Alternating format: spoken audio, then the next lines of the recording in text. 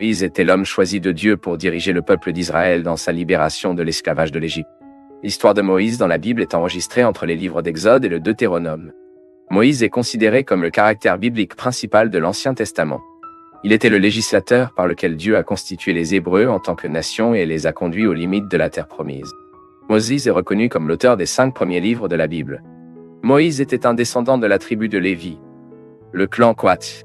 Certains érudits soutiennent qu'il était le fils de Jacques-Ebed et du nain. D'autres croient qu'il était juste un descendant de ce couple, c'est-à-dire un fils de la maison d'Aaron. Le sens du nom Moïse est également incertain, car son origine n'est pas connue avec précision. Certains croient que ce nom est d'origine sémitique et signifie retiré. Autres, ils comprennent que ce nom est d'origine égyptienne et les moyens sont nés. Toute cette discussion se produit car on ne sait pas avec certitude qui a donné ce nom au garçon. C'est probablement la princesse égyptienne qui l'a nommé Moïse, mais l'histoire de la naissance de Moïse est bien connue. Quand il est né en Égypte, il y avait un ordre pharaon que chaque garçon hébreu a été lancé dans la rivière. Cependant, ses parents ont contesté ce décret et caché le garçon.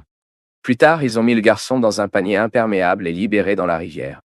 Lorsque la fille de Pharaon est allée dans la rivière pour se baigner, elle a vu le panier qui flottait et se faisait aimer le garçon. La sœur de Moïse qui a regardé le panier, très probablement Myriam, a vu quand la princesse l'a rattrapé. Alors elle a rapidement proposé d'obtenir quelqu'un qui pourrait l'élever comme il aime. Dans ce cas, la femme choisie était sa propre mère biologique.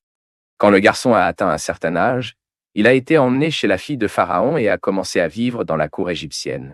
Tout ce qui est connu, c'est qu'il a été instruit dans toute la science des Égyptiens. Quand il était déjà un homme adulte, Moïse a montré qu'il se soucie de ses gens à domicile. En défendant un Hébreu qui a été battu, il a finalement tué l'agresseur égyptien. Moïse pensait que personne n'avait vu ce qu'il avait fait. Mais l'autre jour, essayant d'intervenir dans la discussion entre 2 Hébreux, l'un d'eux l'a accusé de meurtre.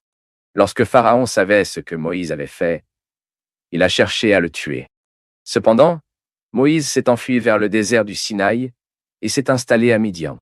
C'est à Midian qu'il a aidé et protégé les filles de Euel, également appelées Jethro.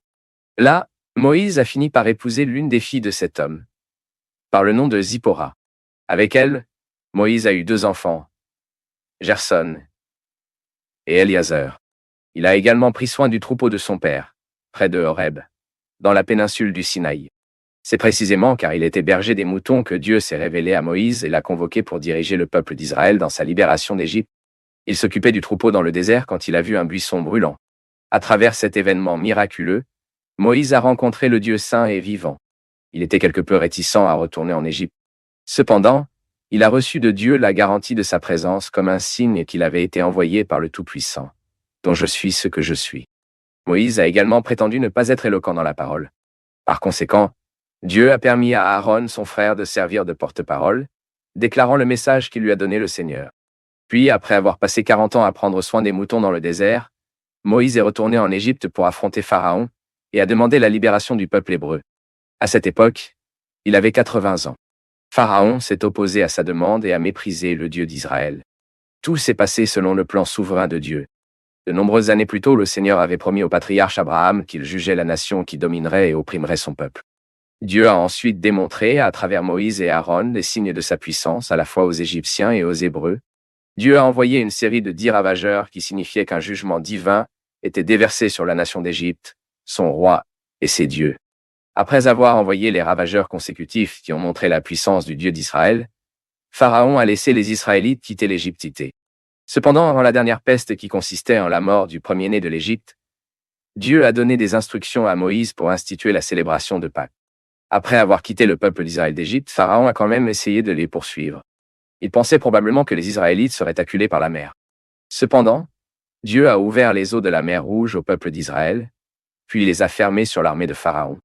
Après cela, les gens sont partis vers au Sinaï, étant nourris par le Dieu de la manne envoyé du ciel. C'est là au Sinaï que Moïse a reçu de Dieu la loi. Il est resté 40 jours et 40 nuits sur le mont Sinaï pour recevoir les tablettes en pierre contenant les 10 commandements. Dieu a également demandé à Moïse de faire un sanctuaire mobile. Cela servirait de lieu approprié pour l'adoration de Dieu. Dieu lui a également parlé de l'institution de la prêtrise dans la maison d'Aaron. Le résultat a été que la première génération qui avait quitté l'Égypte est décédée avant d'entrer dans les terres promises. Tout en dirigeant le peuple d'Israël, Moïse a fait face à diverses oppositions.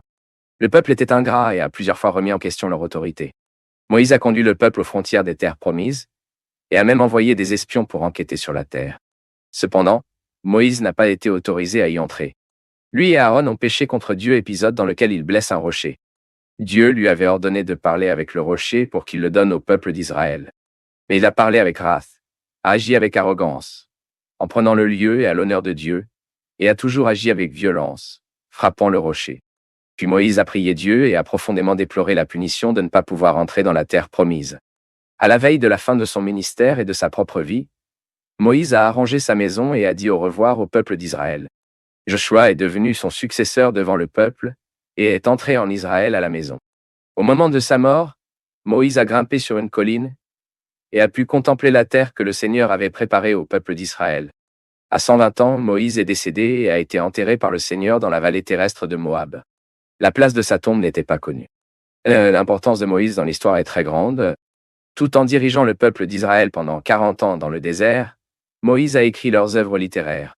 Il était l'auteur principal du Pentateuch, c'est-à-dire les 5 premiers livres de l'Ancien Testament, également appelés Torah.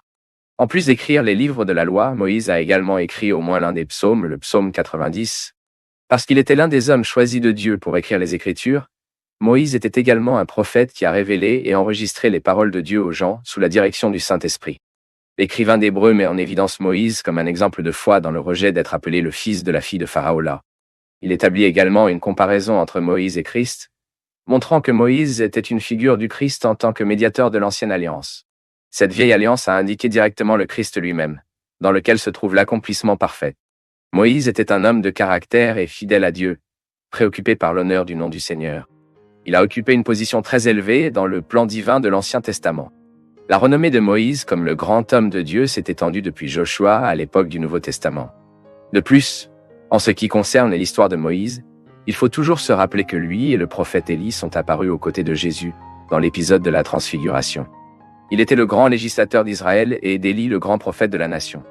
À cette époque, ils ont parlé de la mort imminente de Jésus, soulignant le fait que la loi et les prophètes ont témoigné du Christ.